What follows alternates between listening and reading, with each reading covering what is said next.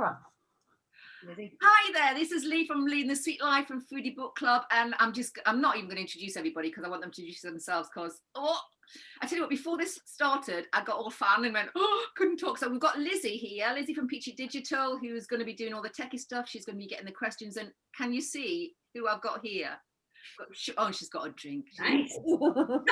And Mark Froydenlund. Have I said that right? Yeah, that's fine. That's fine.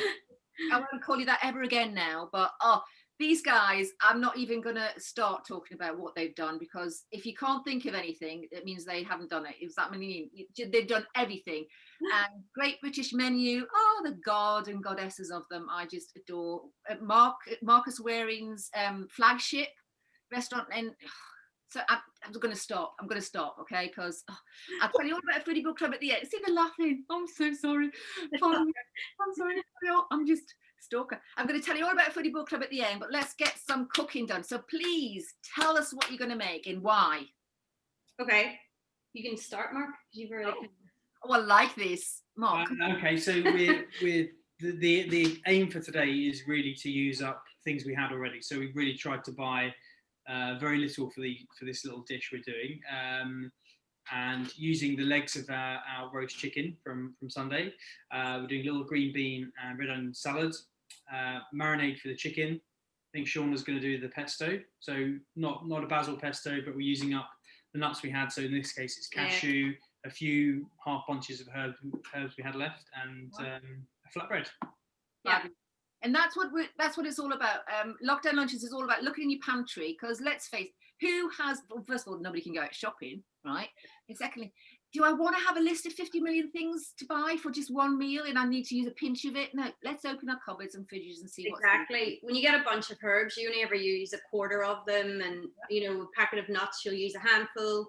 So they are things that you generally always have. Whenever we, for the first time in our entire lives, had to plan meals with being at home and work, we just planned our meals for the evenings for the whole week, and then literally opened the fridge at lunch, and it was like, what can we throw together? So that's basically what this is. Right, where are you going to start? So the first thing is we're going to get the flatbreads on, because there's not really a rising agent. You're not really waiting for it to prove. You're just waiting for them to hydrate and go nice and stretchy. So It's just self-raising flour, salt, some yogurt, which makes it go a little bit fluffy, I guess, because of the acidity in it, and then some water, and that's it. And just going to bring it together and let it stand for pretty much until we do absolutely everything else.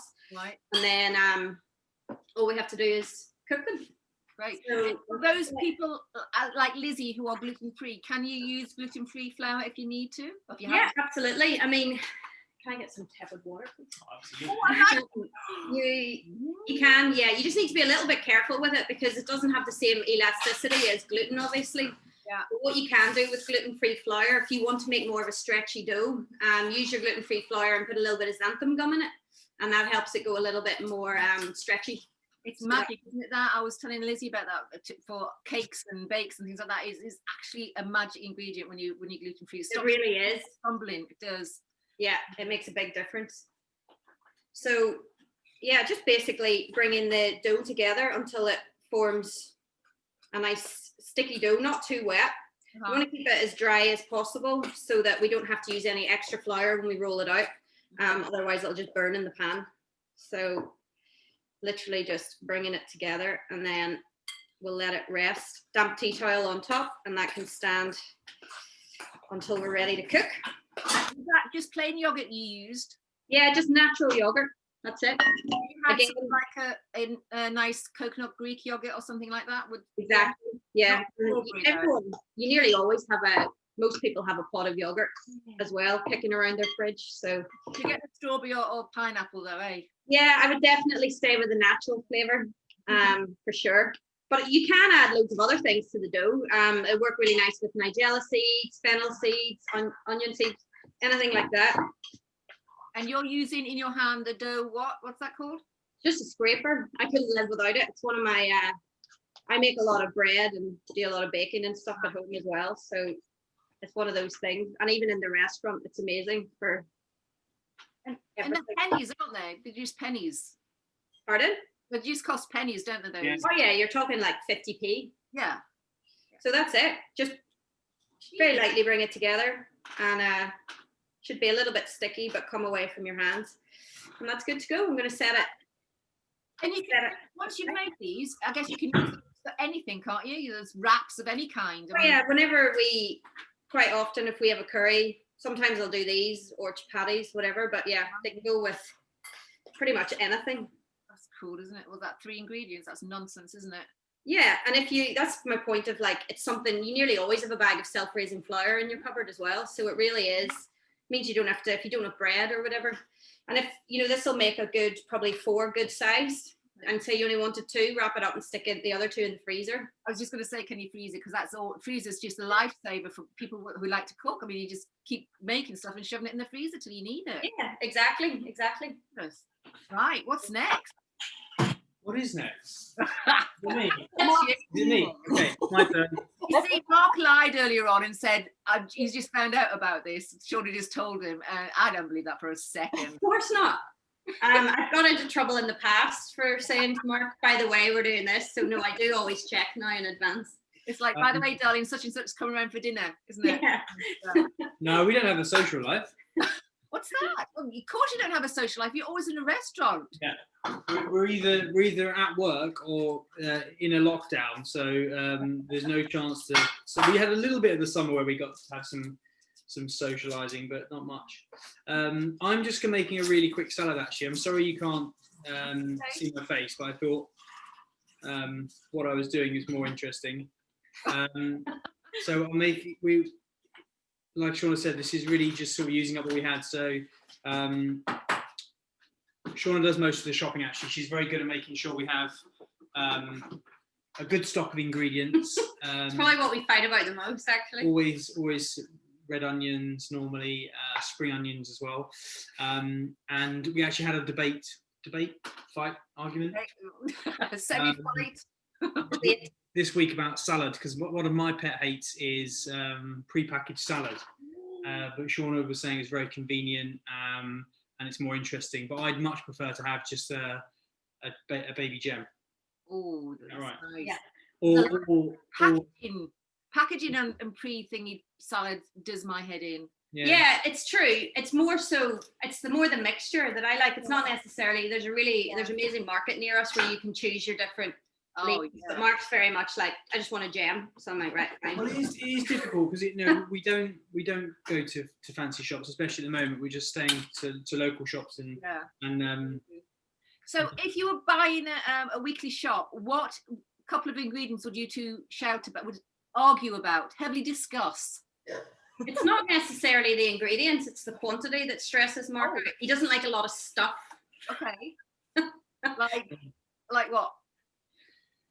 Well, I think the idea is if we can go to a market and choose, and again, it's less packaging, and then you only have 3 onions because that's all you need for the week instead of a bag of onions that you're forced to buy at a supermarket. I'm with you on that. It's so yeah, that's kind of the issue. It's getting that balance, to be honest. I mean, that's what annoys me about supermarkets. I mean, it's hard to get away from them, supermarkets, but it is annoying, isn't it? You can't buy 1 onion, which is what you might need. You have to buy 3 in a packet, and it's difficult. But we have a bit more time, especially we're trying to go to the greengrocers, the local greengrocers that have individual. There's 2 of us at home now, so it's easier to do that.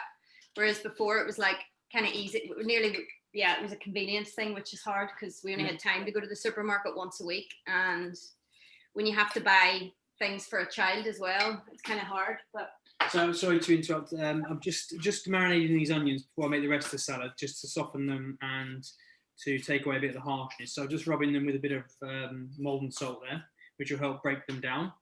And I'm going to put a bit of vinegar on them. Absolute. Got this thing, right? Every time somebody mentions Maldon salt, which is my favourite, I go, yes, because every chef so far, I think, said Maldon salt. We should all just get shares. Someone did say Cornish, actually. Oh yeah, Cornish. We had Cornish salt. Yeah, the Cornish, people love Cornish as well. I like Maldon because it's from Essex. Oh, look at you. I've got a couple of quick questions, guys. Okay. So Nick Boone has asked if the market you were referring to is International Supermarket.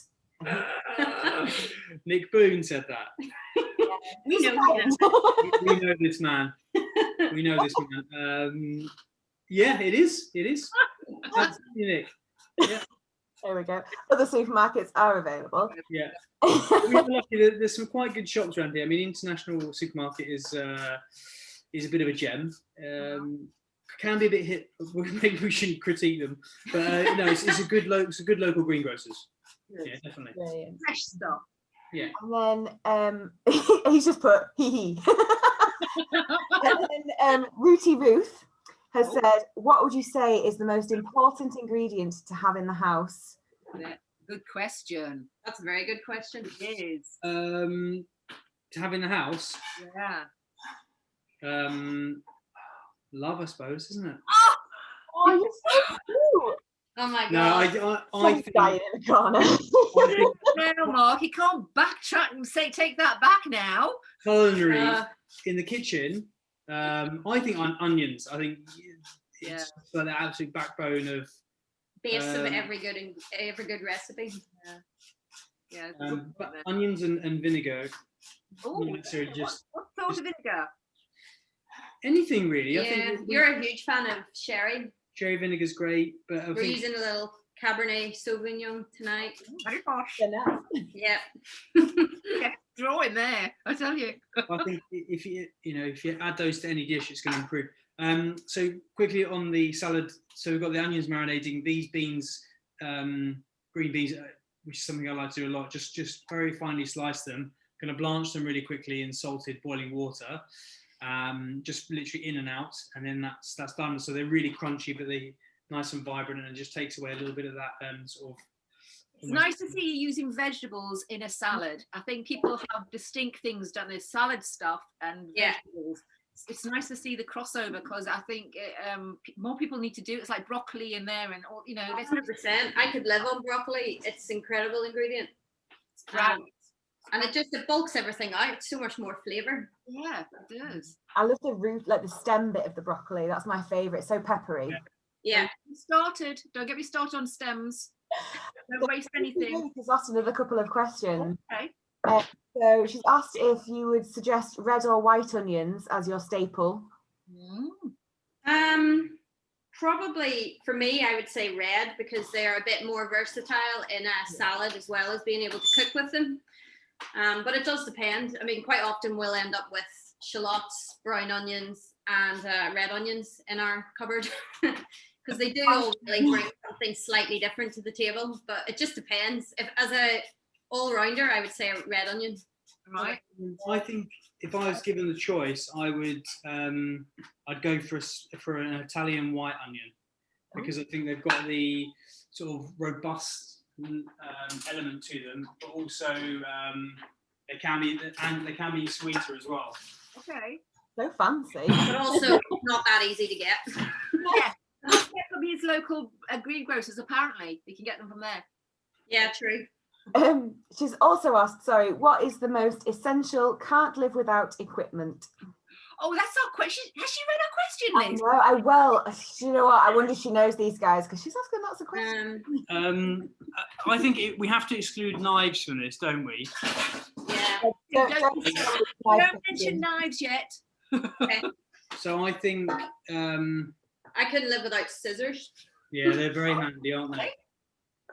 That's an unusual one, Shauna. Scissors. I've never heard anybody say Loads of things, like cooking raw meat, and I don't like touching raw meat as much as I love eating the cooked product. Why scissors, Shauna? They're used for everything in the kitchen, especially in a restaurant. Yeah, so they're handy, yeah. So can I just get back to the love? The love. Well, The love. See, Mark, you're trying to pretend you're not romantic, but I suspect that you are. He's literally referring to food, don't worry. Well, that's true. That's true. How many years ago did your eyes meet across the work surface covered with onions and whatever and go? 12, I think. No? I'll go with that. Yeah. Yeah. He's going to go with anything you say, Shauna. I'll move it up a little bit. Yeah, I think about 12 years now, to be honest, which is crazy, but yeah. to work, Bold enough.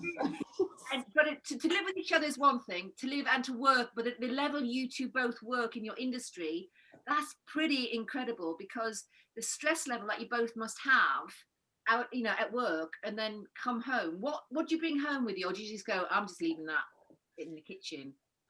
Mark's quite good at leaving things at the kitchen. I struggle a bit more with it, to be honest. But because we have a child now, that is a huge distraction. So when we're at home, it is really about her and family time. We don't get much of a chance to talk about much else. But yeah, everything's just so busy when we're at work that you just kind of put your head down and get on with it. Because we are there for such a long length of time in a day, we sort of just get it all done then, really, and then home is home. We only really have one day a week together when the restaurant's in full motion. So yeah, I guess we make the most of that day at home and try to not think too much about work. Yeah, I think we're kind of lucky, actually, and it is very stressful, but it's all... Can you tip the camera up so I can see your face, Mark? Oh, yeah. Hi. Fangirling so hard, honestly. It is quite stressful, but I think we're lucky because, you know, every day's a new day, literally, isn't it? You know, every day or twice a day you've got a new set of customers, so it's all quite, for me anyway, broken up. So really, whatever happens during the day, it's not forgotten about, but at least you've got chance to start again. Yeah. Are you competitive with each other? No, that's one thing, luckily, that we've never had a problem with, I think, and that's maybe why it works. I feel like we're quite supportive of each other, which is really important. There's no way that we're ever trying to do one over on each other. No, that would be strange if we were. Yeah. I mean, it's just that anybody else in the industry working at your level with you know, together. So I think there's lots of husband and wife teams in the industry. There are definitely, yeah. I mean, I think it's probably a little bit more unusual to have both people focused in the kitchen, chefs, as we are. I think that's probably quite unusual, yeah. Yeah. And you both patrons? Is that how you say it? I don't, you know. Yeah. I have trouble speaking English. Yeah, that sounds good. Thank you very much. Of Marcus's place in, where is it? Knightsbridge. Thank you. Knightsbridge. I knew this, really. You see, that's my age. What can I say? How did it get to be that? I mean, you know. It's just, the thing is, the restaurant just allowed us to kind of grow into that, really. I mean, I did do a couple of little things in between. But Mark's pretty much been there the whole time. So yeah, it's just allowed us to sort of keep going with it, which is why we're still there. Does it still excite you? Do you still get excited when you wake up in the morning? Do you still get excited and, you know? Yeah, I do. I think that's really what keeps us going. I mean, we've been given an amazing opportunity there by Marcus, and to sort of get on and do not what we want, but to really have a crack at doing it for ourselves, which has been fantastic. And you know, we have a lot of input on the menu and the actual running of the restaurant. And yeah, every day's a new challenge. You know, if you've got a lunchtime at 12 o'clock to get ready for, dinner at 6. It's all quite exciting still, isn't it? Yeah, and we do have some regulars, but a lot of the guests are new and they come with big expectations. So, well, Lizzie and I have added another one to our list. We have got a big tour planned for when lockdown eventually disappears. Of all these incredible chefs, and we're so excited because we just love eating. That's my issue is my list keeps getting longer and longer because we don't seem to be actually getting anywhere. What you should all do, if you can, is invest in restaurants now. Buy the gift vouchers now and spend them later. I think that is, I know a lot of people were talking about that during the first lockdown. Yeah. And I know if anyone was in a position to, that'd be such an amazing thing to do to support the industry, because it's going to be tough getting all these restaurants reopened again after this lockdown. I think it's really going to hit hard. Yeah.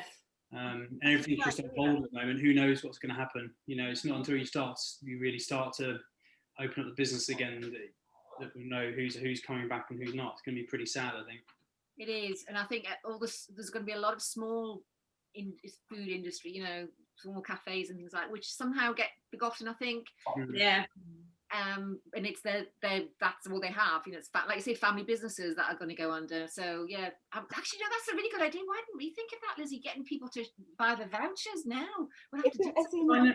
I know. I mean, the lockdown's been tough for everyone. Well, for most people, hasn't it? But I think if you are in a position to, why not? I mean, you know, sort of pay now and spend it later. It's great.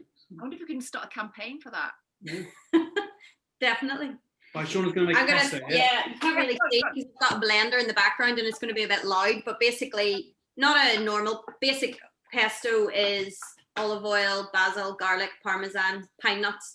But again, we have a packet of cashews in the cupboard, so I absolutely love cashew nuts. So yeah, I'm just going to throw those in. We've got little random leftover herbs, so some basil, parsley and coriander. Just chuck it all in. You've got a tip there already. You've got it wrapped in kitchen foil. Is that wet? Yes. So herbs, once you've opened the packet, or if you've bought them in a fresh bunch, wrap them in kitchen roll straight away, damp. And in the fridge, we use J-cloths in work because you can reuse those as well. So if you've got J-cloths kicking around at home, they're a good one to reuse. But yeah, wrap them up. And then Mark's new obsession is wrapping everything in tin foil. Well, that's actually Shauna's mum and dad's top tip. Really? Yeah. It is quite impressive, actually. While you're on the subject of herbs and before you fire up the blender, Mr. G, Lee. Oh, that's my lovely husband. Asked this question. Sitting downstairs, Mr. G, that's my lovely husband. Has asked, which herbs do you guys use the most? Good question, my love. You have to explain the reason behind his question in a moment as well. I think parsley is really one of my favourites. Shauna doesn't really like parsley. I think chives would be a close second. Chives would be overall, as a household, I think chives would be our favourite. Yeah. Do you think in the UK parsley is the most popular? It's bland, for me, it's the blandest. That's how I look at it. Yeah, like flat leaf parsley in a salad, or it's quite neutral, I suppose, isn't it? I mean, I love the how aromatic coriander is. I love coriander as a flavour. I think it's fantastic. But yeah, I think it has to be quite. It's quite specific, isn't it? It's not quite so universal. I've got some Vietnamese coriander growing in my herb garden, which probably Mr. G is thinking about, and I found it by accident, and I love it. I've never had it. Is it very different? Well, maybe the label is wrong, but it says Vietnamese coriander, and it tastes sort of coriander-ish. It's like a variegated. Hey, it's got 5 things. No, it's got a variegated leaf. It's about this big long. Get your hands on something. It's really nice. It's like coriander, but it's not as in your face. Oh, that's good. Yeah. What did Mr. G? What's his follow-up question?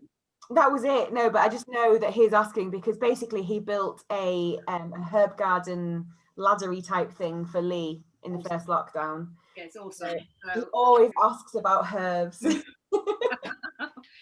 Anyway, I love him. Couple of herbs because they never seem to last. You can never grow enough, I don't think, can you? Yes. No, they don't grow back fast enough, do they? Yeah. I think we tried in the summer to get a really good rosemary and thyme bush going, but hasn't really worked yet. I mean, but yeah, all the soft herbs, you can never grow enough, can you? You say a bit of a noise. Okay, here we go. I shouldn't say that because he's downstairs. He'll kill me now. Then if they ask him, he'll build him one. Sorry, Mr. G. I'm still waiting for him to build me one, Lee. Well, he's just got, what can I say? He's awesome.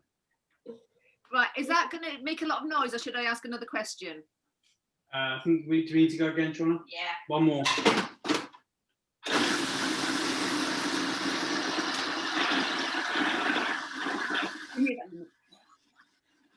Sounds like some monster, doesn't it, Rob? Yeah. So we've clearly got some family watching because Emma Froydenlund is now watching. Emma Froydenlund's watching. Emma in Australia. Oh, amazing! Emma should be in bed. And also, I like this Nick guy. He's awesome. Is there a carb alternative you rate above all others? He's trying to fix some puppy fat. Well, it's funny you should ask that, Nick, actually, because I think you can't beat a homemade sourdough, can you? Can you, Nick? Is okay. You need to tell us what that is because there's some sort of Weird joking, conversation family right joking. now. It's out, yeah. Nick is very kindly, he's one of Shauna's best customers, and he's very kindly supporting her baking habit. Oh. By donating to the to Shauna's community bakery in return for a sourdough every Saturday. That is Said that this is his problem. I see. Also, Shauna's big sister is watching. Ah, Sarah. Sarah. Aw. Hi, Sarah. Hope you're going to join Foodie Book Club, guys, because I'm going to be talking about it later. And it's free to join. I can't help it. Can I plug it, guys?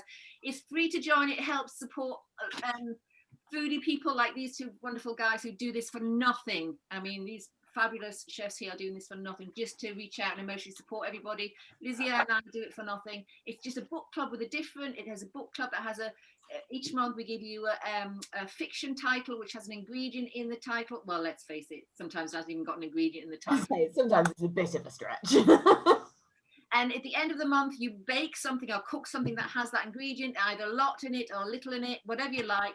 Go to the website and register, and then again, that's all free, just because we need your email address so we can send you free stuff and discounts, because on a Wednesday we have Foodie Book Club Hour, which is the Twitter hour, and we help independent businesses who give us a code, and again for nothing, and we send that out to everybody else so they can get a lot of publicity. So it's all about helping people, eating good stuff, helping the chefs, and having some fun. It's a community. So go to leeandthesweetlife.com and have a look. Right. God damn. Okay. So the pesto is pretty simple, a little bit chunky. It's so tasty with all the different herbs in it. They can't see. I can see. Show our sisters. Love, remember the love. The pesto. Our sisters and Nick round the corner. They want to see the pesto. Nick will be looking through the window like. We'll tap on the door in a minute. Knock on the door. Okay, what are you cutting out? Breaking down the chicken now. I'm doing it again every time we do this. I do this whole leaning forward business, like I can see it. Okay, so he's cutting the chicken. This is just Sunday's chicken legs, yes? Yeah, so I don't actually cook the chicken for very long when I do it on Sunday. I do it for just about an hour because I just really want to get the breasts cooked, because we always either braise the legs later on or make a stock with them or do something like we're doing with these here. So I've taken the meat off the bone in rough pieces, and I'm going to make a quick marinade for it. So really it's because this is already cooked, we're using it as a glaze, but you could marinate raw chicken in it overnight and then cook it the next day. But in this case, it's just a really nice glaze to use while you're actually char-grilled the chicken, which is what we're going to do. And Mark, if I open my fridge, and this would never happen, if I open my fridge and there wasn't a chicken in there, right? What else could I use? For the protein. For the marinade, for the protein. Yeah, for the chicken, yeah. What is in your fridge?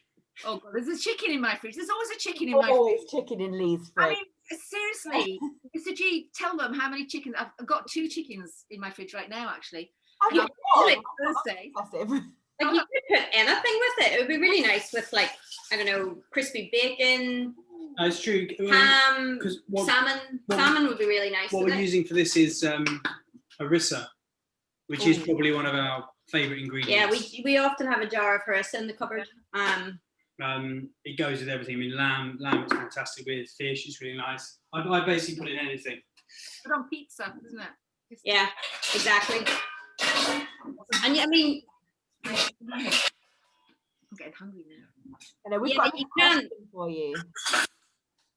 Oh, go on. Ruth must be quite fun. As 2 chefs, what would your advice be for living with a furloughed chef as an office worker herself? How can she help to lovingly encourage cooking without seemingly demanding lots of complicated food? I like her stuff. Saying, get in the kitchen, darling. Is that I didn't know if I understood the question properly. How do you encourage her chef to cook in the kitchen? Chef who's furloughed, how does she ask them politely to make some food for her? I I would just buy loads of incredible ingredients and leave them on the kitchen work surface and encourage them to Love it. use them. And just have chocolates all the way to it. Yeah, exactly. Yeah. Oh, I like So what's happening now? So we've got this marinade, very simple. We've got a bit of double cream here. Really, you could use yogurt, you could use buttermilk. Using buttermilk and yogurt obviously is a bit more acidic, and that will help tenderize meat. So great if you're using anything raw, because that will really help to tenderize it. Okay. And a spoonful of harissa has gone in here, and cream. And we're going to have a bit of lime juice as well, lime juice and zest at the end. Love a lime. But most people have got a lemon or lime or something in the bottom. You know, that thing is just, all the skin's just going slightly hard at the back of the fridge, isn't it? It's just get it out. Yeah. Exactly. I like lemon in my gin and tonic, and he drinks lime. So there's always a mixture of everything in our cupboard. I knew that drink would come up at some point during this tonight. You know, I mean, she's already on it. I don't know what she's on, but she's, you know, something nice. Some wine. Sorry, I was muted because You weren't. white wine. Okay. Ruthie Ruth has said thank you. She's going to go shopping tomorrow. Let us know. Let us know if it works and what he makes. Definitely. We want pictures. Once it happens.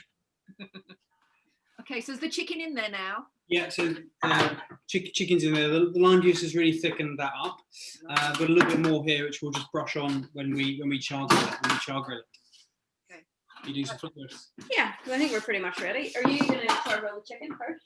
No, do you do the flatbreads? Yeah, so because we're going to use the same char grill, you can do the flatbreads just in a dry, flat frying pan. Yeah. But because we have the char grill on, they'll work really nicely in a char grill as well. I'm just going to lightly oil the surface a little bit, just to stop it from sticking. Well, I make flatbreads like this with yogurt and flour, but I've never left it to rest. I've always cooked it straight away. And I think that's why mine aren't that great. It definitely, the acidity definitely helps make it go a little like it's proved a little bit, and it goes a little bit bubbly if you let it rest. Right, okay. The longer you basically want the water to hydrate the flour and remove any lumps and let it kind of go nice and stretchy. So it is good if you can leave it for a good hour. That's ideal, really. That's good I to like know. the idea Try of that you next time. oiling the work. Sorry, Liz. I like the idea of you oiling the work surface as well. That's a good idea. Yeah, it's a bit better than adding loads of extra flour, because then what you're doing is you're changing the consistency of your mix and you're making it dry. So you've got your mix made, the consistency's right. If you start adding loads more flour into it, it just ruins it. And also the flour burns in the pan as well. Yeah. So just because, again, if you're doing this with a curry, you could do nice little small ones, but we're going to do one as like a main dish. So I'm just going to divide the mix into two. Is this what you're going to eat? Have you eaten anything before this, or is this your meal you're making? We usually make sourdough pizzas on a Saturday with our daughter, but she was let down this weekend because we did a food box. Hey. Oh, parents. I know. So we've decided that. So I decided to do them with her tonight instead. Mark was still at work. So this is tomorrow's food, isn't it, really? yeah, so I had some sourdough pizza with her, and you had a bit when you got home. So yeah. Yeah. Oh, how old is she? 2.5. Oh, bless her. Oh, so cute. When you're both at work, okay, tell me the hours if you're working a full shift or shifts. So a normal day for us is a little bit less than it used to be. We normally work from about 9 o'clock, just before maybe, and until 11 o'clock at night. Wow. So so a little bit less. I mean, really interesting end of last year, when we had the curfew. So we were sort of leaving before midnight. We used to have something at work called the same day challenge. This is quite a few years ago, when we used to work a little bit more. When we first started working for Marcus, we would be working from 7 o'clock in the morning until about 1 o'clock the following morning. We used to have something called same day challenge, which Yeah. is where you finish work on the same day as you That you started it. And it was a very rare occurrence that we ever managed to achieve it.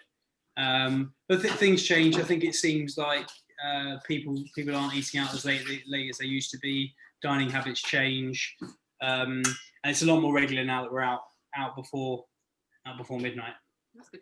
And I was going to ask about your eating habits, because before you said that because you're at home a bit more with your lovely little one, that you're sort of like eating regular meals and stuff. What was your eating like when you're working those ridiculously long hours? Terrible. Yeah? Really, there was no pattern to it. These lockdowns we've had last year and this year is the first time we've had to do a proper weekly shop. Properly plan meals, think about what we were going to eat the next day. Normally we'd be eating at work. We might come home and have pita bread and hummus or something like that. There's no structure to it. It's really difficult. And you're eating all day as well as a chef. Obviously, you're testing everything, you're trying everything you've made. It's really hard to have any kind of proper diet. You both look really healthy. I mean, you don't look like. Well, you know what I mean, because you don't get a lot of sunlight. I'm sorry, but you don't get a lot of sunlight in the restaurant. So you look like vampires, Lee. No, yeah. It's true. I mean, it's not. This year's been very strange. We've been out. The summer was with fresh air every day. Sort of mixed blessing. It's terrible what's happening with the virus, and it's terrible what's happened to business. But we had a lovely summer, going to the park, playing in the park, and Yeah, the difference was unbelievable. We obviously didn't go abroad, but the fact that we saw daylight every day. Mark's an identical twin, so you can always tell who's who. It's quite interesting. He's a real foodie, actually. He'd like to join the book club. Oh, come on, guys, join the Foodie Book Club. It's free. Yeah. So we're cooking. The flatbreads are on now. Is your chicken on now as well? No, once Shauna's finished the flatbreads, I get to use the char grill. As I have to go last. Okay. Can I ask you a question while Shauna's cooking that? Okay. Yeah. So, three favorite ingredients. I think somebody's already sort of touched on these. 3 favorite ingredients to use and to eat. Ooh. Ow. No pressure at all here. So that's favorite ingredients, not fundamental ingredients. No. Which ones you have more joy cooking with, whether they work or not, and which 3 you like to eat more? I think one of the most amazing things that we get to do at work is cook. I was going to say fish, but it's meat and fish. But I think really there are some things that you get and you can really appreciate how special it is, and one of them is proper line caught sea bass. Because you can't always get them. Various times of the year they're quite difficult to get, but when you get one of the big 3 kilo, 4 kilo wild sea bass from Cornwall, it is incredible. And then just he's downstairs drooling because just being able to roast that as a big portion of fish is pretty incredible. That brings you a lot of joy, I think. There's something about this question is really interesting, because some people interpret it as what should I cook with, and others like you is something that just brings you joy when you're cooking, and to get that much joy, to get that much joy after all these years cooking, that's something incredible. Yeah, but you have to remind yourself of that, I think, otherwise you wouldn't keep doing what you're doing. And it's difficult because we everything we use in the restaurant is incredible, really. But there are the odd things that really stand out that you don't have to do anything with, and we have amazing meat suppliers, we do, but often you find with meat that you have to, or you feel like you need to marinate it, and it has to be served with a really rich sauce, and that probably takes away a little bit from how impressive the meat is. But then often you find with the fish and shellfish that you're just, it doesn't need anything, and you often keep it a bit lighter and cook it more simply, and it just gets roasted. And that's when the quality of the produce really shines through, I think. Wow. And what about for your own joy of eating? Somebody say chocolate or crisps. I was going to say I'm not really a crisp man. I think I was going to say chocolate. You love chocolate, ice cream. Yeah, ice cream. Oh, ice cream. Cake and ice cream. Well, luckily, you can make cake. Yeah. Bit of a cake. I've heard Shauna. I don't know if Nick's now.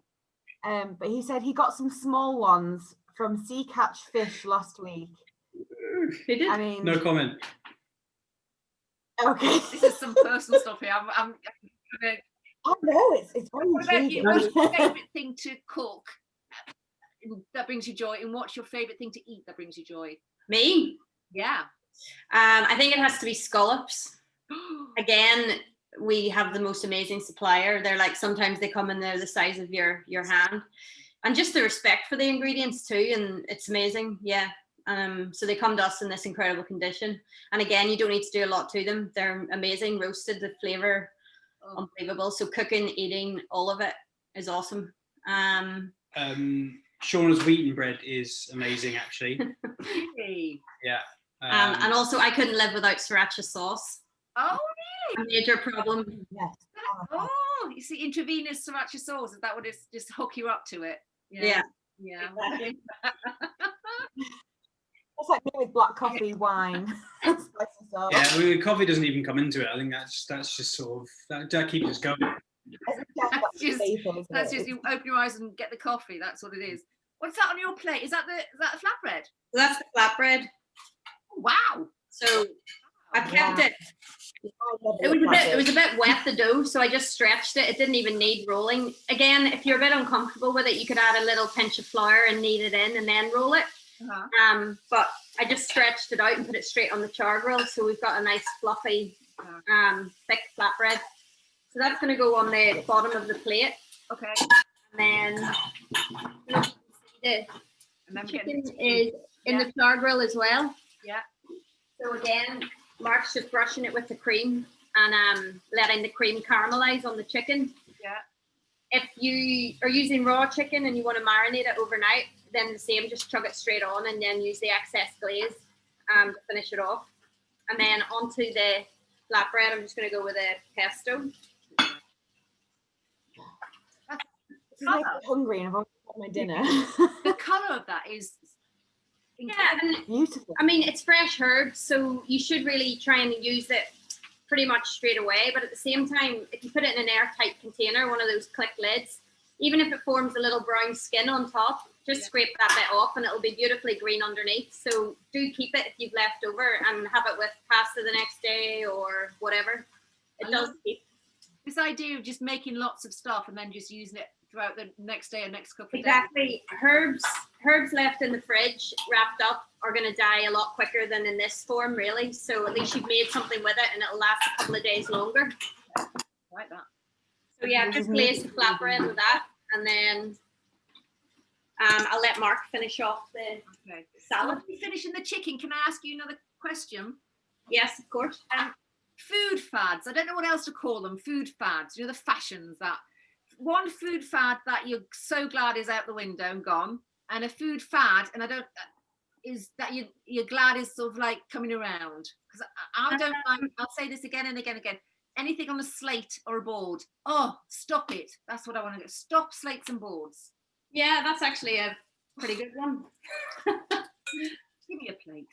Oh, I don't know. I suppose, has sourdough become a bit of a fad during lockdown? Everyone's saying if I see another loaf of whatever, but I think it's great that people are making the most of this time at home, because it's not something most people would ever do, and everyone's giving it a crack. And it is a waste, because I do think some people have probably started it and thrown out loads of flour as a result and not really got anywhere with it.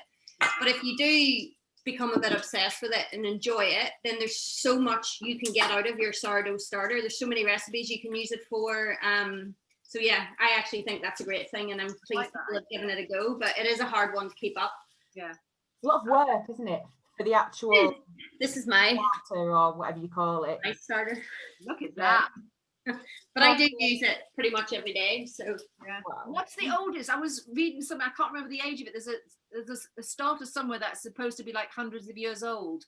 yeah, well, I started that 5 years ago, so that's been going for a good stint. Nice. But yeah, I mean, at the end of the day, you are throwing a lot away and refeeding it, but it's still your base starter that you started many years ago. So it's amazing if you can keep it going. I like that idea. And the friend that lives in Dublin, her other half makes a lot of sourdough, and they were quite impressed that they've been making it since just before their baby was born. Like not the November just gone, the one before, but 5 years is something else. That's incredible. Yeah, pretty. What happens if you go on holiday? Do you have to get somebody to feed it? Like, look after the cat. Look after the cat, feed the sourdough. It actually, well, I'm quite fortunate is because the restaurant's constantly going, so there can be a batch going in the restaurant, but it does sit in the fridge fine for a couple of weeks, and then you just need to get it going again when you get home. So yeah, you can kind of put it to hibernate for a couple of weeks in the fridge. Maybe Lizzie and I are the only people in the country who haven't got a sourdough starter. Maybe we should just do that. Andrew did say he would bring me some next time they're allowed to come over from Dublin. I'm very excited.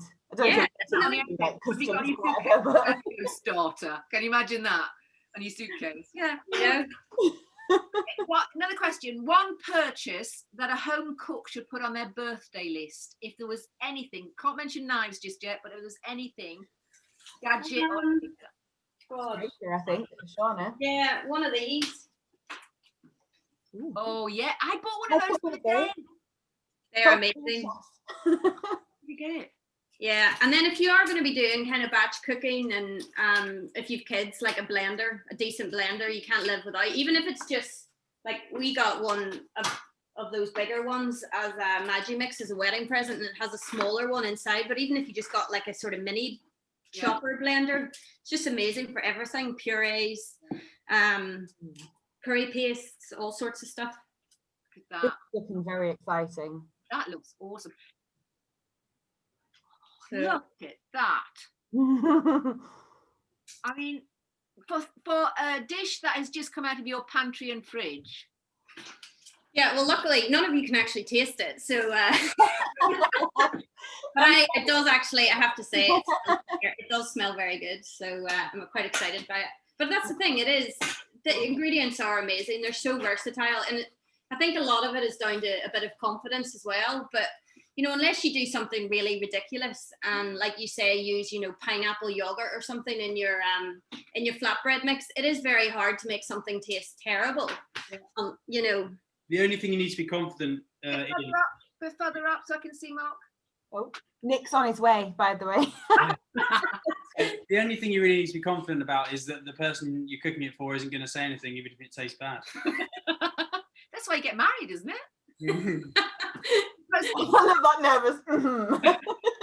Here's something. I mean, when I asked this question, that one top tip to give a home cook. Yeah, I think probably have a little bit of confidence. We're quite different as well, because I'm more pastry trained, so I'm a bit more like precise when it comes to recipes and stuff. I like to know, because often Mark will make something and I'm like, what's in that? Oh, I'm not sure. Threw it together, and I'm like, well, we can't have it again then because we don't know how you did it, type thing. But within reason, I think even I feel a lot more relaxed. I'll read a recipe and it'll call for like 1.5 carrots or something, and it's like, put the whole thing in. Like, don't waste it. Don't leave half a carrot in your fridge. Just slightly increase what you're doing and adjust your seasoning and have a bit of confidence in it. Obviously pastry, you do need to weigh stuff for it to work, but when it comes to home cooking, like main meals and stuff, just try and have a bit of confidence with it and use up stuff and not leave half whatever lying around in your fridge. That's it. That's the answer we get from most of the chefs that we speak to on here, is just give it a go. Yeah, it's difficult, isn't it? Because I was going to say, you just need to try and enjoy it, because it should be enjoyable, but it's hard to fit cooking around the rest of your life, isn't it? It'd be lovely to spend an afternoon cooking. I think when you've been at work as well, the last thing you probably want to do when you come home is cook again. 1 o'clock in the morning. I mean, it's just cooking for yourself is quite different, actually. It's yeah, because it's not often we get to sit down and enjoy a meal, so it is a bit, you're cooking food you want to eat, which is really nice. So when you come home, or actually not when you've been out doing the restaurant, but right now when you're furloughed, do you sit down with a glass of beer, glass of wine, a bag of crisps, and some chocolate and watch a film? Yes, we've been sucked into Netflix. Oh, what are you watching? Yeah, we're nearly finished Breaking Bad. Oh, well, okay. Yes, that is fabulous. We're way behind you. Maybe 10 months out. we've not had any time to watch TV for the Yeah. past 12 years, so we've really got lots to catch Yeah. up on. We watched Peaky Blinders. We sort of caught up with all the Oh. things everyone's talking about. So And you binge watch as well? Do you just go, we have started that, yeah. just one more, darling, just watch one more? It's so hard, but we are quite disciplined now with bedtime, because we are getting woken up anytime between 6:30 and 7. So we are a bit like, we could sit up all night, but we won't, because we know that it's not worth it the next morning. So we do try and sort of cut off at around 11. My baby still wakes me up at 6:30, and he's 29 and doesn't even live with me. So, okay. Sorry, Matthew. It's not We've got Karen Froydenlund with us now as well. Well, it's way past her bedtime. Wait, who's Karen? My mother. Oh, bless her. That's so lucky. Hi, Mum. Oh, Karen. It's lovely. You've done a good job with him, haven't you? He Gosh. has. Yeah. Can you join our Foodie Book Club as well, please? Just say. She actually would absolutely love your Foodie Book Club. Seriously, you've got to. We're trying to get as many people. The more people we get, the more support we can get for the food industry and our independent thing. Right, I've got one last question for you, and it's really personal. Really personal, this one. I don't know how No, and I know. I feel embarrassed asking it. Okay. Do you have a favourite knife? Yeah, I know which one it is.